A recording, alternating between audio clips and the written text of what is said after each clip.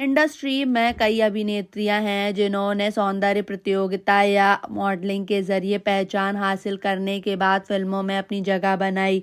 Aishwarya Rai, Priyanka Chopra, Lara Dutta कुछ समकालीन अभिनेत्रियां हैं, लेकिन आज मैं यहाँ एक अन्य अभिनेत्री के बारे में बात कर रही हूँ जिसके बारे में शायद बहुत लोग अनजान होंगे। साल 1954 में फेमिना मिस इंडिया का खिताब जीतने वाली अभिनेत्री ने राज कपूर का ध्यान अपनी ओर खींचा और आखिरकार उन्हें फिल्मों के प्रस्ताव मिलने लगे थे।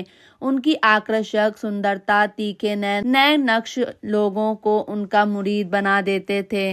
उन्हें उनकी क्लासिक खूबसूरती और शानदार अभिनय के लिए याद किया जाता है। इस पूर्व मिस इंडिया को 1950-1960 के दशक में अलग अलग फेमस और ब्यूटी मैगजीन में दुनिया की 10 सबसे खूबसूरत महिलाओं की सूची में स्थान दिया गया था।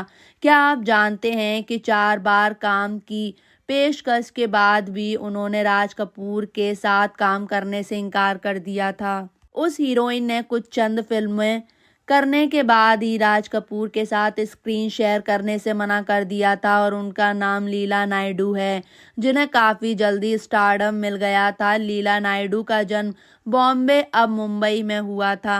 अभिनेत्री के पिता एक परमाणु भौतिक विज्ञानी थे और कथित तौर पर नोबेल पुरस्कार विजेता मैरी क्यूरी के अधीन काम करते थे। उनकी मां उस समय एक प्रसिद्ध पत्रकार थीं। उन्होंने जिनेवा, स्विट्जरलैंड में अपनी स्कूली शिक्षा पूरी की और किशोरावस्था से ही एक्टिंग क्लासेस लेनी शुरू कर दी थी। नायडू ने ऋषिकेश मुखर्जी की अनुराधा, 1962 में बलराज साहनी के साथ अभिनय की शुरुआत की। हालांकि ये फिल्म व्यावसायिक रूप से सफल नहीं रही, लेकिन उनके काम को समीक्षकों ने सराहा। बाद में उन्होंने सुनील दत्त, शशि कपूर के साथ काम किया और अंग्रेजी फिल्मों में भी कुछ भूमिकाएं निभाई। शीला नायडू ने तिलक राज ओबरॉय से शादी की, जो लग्जरी ओबरॉय होटल्स चेन के संस्थापक मोहन सिंह ओबरॉय के बेटे थे। वह महज उस वक्त 17 साल की थीं और ओबरॉय 33 साल के थे। दंपति जुड़वा